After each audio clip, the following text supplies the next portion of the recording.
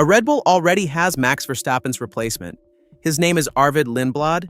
He's 19 years old, and he's doing something no rookie in recent Formula One history has ever done. 11 Grand Prix, 23 points, 7 top 10 finishes, and 0 retirements.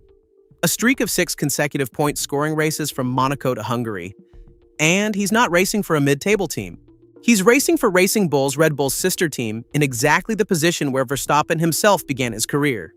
Helmut Marko, before retiring, said a sentence that today sounds like a prophecy. He said Red Bull wasn't looking for a new Max, but was looking for a new champion, and that the next truly promising candidate was Lindblad. That sentence could turn into reality much sooner than anyone in the paddock expected. A 19-year-old with statistics of the predestined, a path through the junior categories that resembles that of future world champions, and a calmness on track that seems to belong to a veteran with triple his experience. The paddock is watching him with a curiosity that is quickly turning into certainty. Because Verstappen's situation at Red Bull has reached a critical point that no longer allows for delays. The 4-time world champion has not yet confirmed whether he will stay with the team next year. The exit clauses in his contract are active and allow him to leave Red Bull at the end of the season.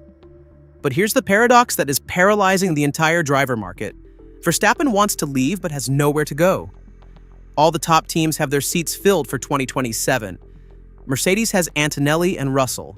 Ferrari has Leclerc and Hamilton. McLaren has Norris and Piastri. There is literally no seat available among the top 4 teams on the grid. And the harshest statement about this situation didn't come from a journalist. It came from Günther Steiner, the former Haas team principal, a man who knows the dynamics of the paddock like few others, and who has never been afraid to tell the truth even when it hurts. Subscribe to the channel and leave a comment if you think Lindblad is ready to take Verstappen's seat at Red Bull or if you believe it's too early to. Put a 19-year-old at the wheel of one of the most important cars on the entire Formula One grid. Steiner analyzed Verstappen's options with ruthless clarity. He said that Ferrari has its seats filled for 2027. Mercedes has already found the next Verstappen, clearly referring to Kimi Antonelli, so maybe it doesn't need the real Verstappen right now. And McLaren, which after Norris's win in Hungary no longer looks like a simple lateral move, might still not be interested in complicating its internal dynamic with the arrival of a driver of Verstappen's caliber alongside Norris. Steiner concluded that Red Bull remains one of the 4 great teams in Formula One, and that staying could be the Dutchman's only real option. An uncomfortable reality for a driver used to having the world at his feet. Steiner added that before the Hungarian race, he would have said that moving to McLaren would be a simple lateral move, but that after Norris's dominant victory, things have changed. However, he pointed out that even though Red Bull isn't where it wants to be right now, it remains one of the 4 great teams in Formula One and that there aren't many better teams out there.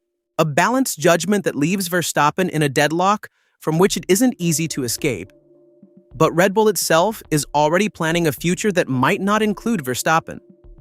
Laurent Mekies, the team boss, revealed that most of the team's focus after the summer break will shift to the 2027 car project. He said there will still be updates this year, but fewer than those introduced in 2025. The team must decide the right balance between investing in the current season and preparing for the next one, and Mekies hopes this decision will be made earlier than last year. The situation is completely different from 2025 when Red Bull was in the middle of a title chase and couldn't afford to look away from the ongoing championship. This year, with 4th place in the constructors' standings and no wins on the horizon, logic demands looking ahead. Like this video because what Mekies said about the price Red Bull is paying for last year's choices is a revelation that completely changes the understanding of the team's current crisis and explains why Red Bull finds itself so far behind the competition in 2026. Mekies openly admitted that Red Bull is paying the price for the 2025 title chase. In the previous season, Verstappen had recovered a deficit of over 100 points after the Dutch Grand Prix, coming within just 2 points of a 5th consecutive title before Lando Norris claimed the crown. To sustain that comeback, Red Bull kept developing the car until the end of the 2025 season, while McLaren had already shifted resources to the 2026 project. This gave McLaren an early advantage under the new regulations that Red Bull is still trying to close. Mekies said clearly that the time and energy invested in that final push last year affected the starting position in 2026, but that the team isn't using this as an excuse. It's a rare admission of responsibility in the world of Formula One, where teams tend to look for external justifications rather than acknowledge their own strategic mistakes. The choice to chase Verstappen's fifth title in 2025 had direct consequences on competitiveness in 2026. And that's a fact Mekies didn't try to hide. And here we return to Lindblad. The young British-Swedish driver has a story that frighteningly resembles that of the young Verstappen.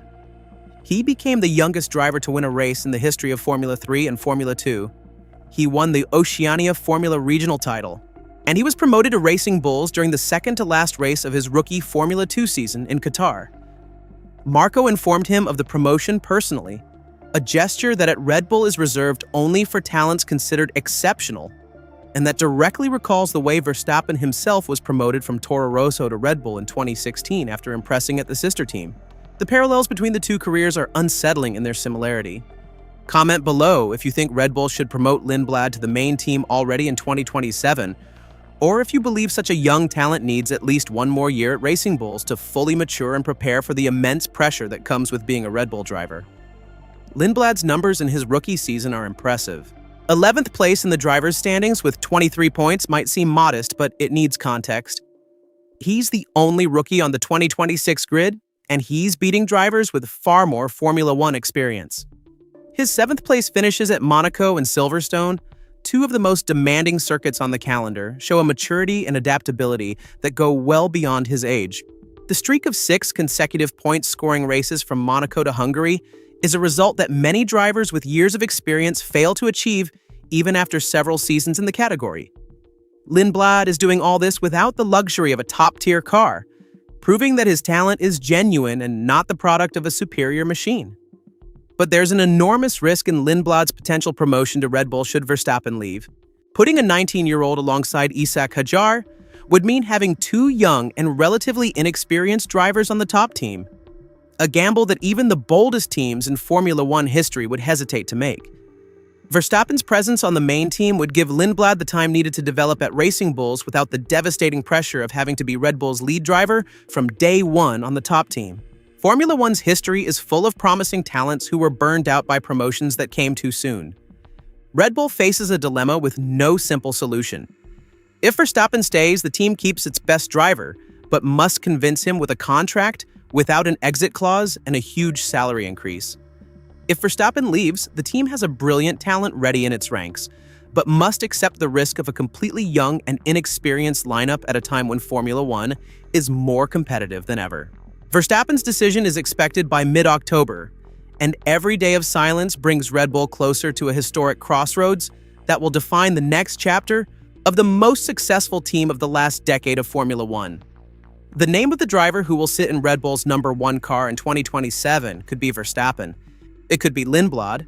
The only certainty is that the answer will come before the end of the year and that it will change Formula 1 forever. See you in the next video.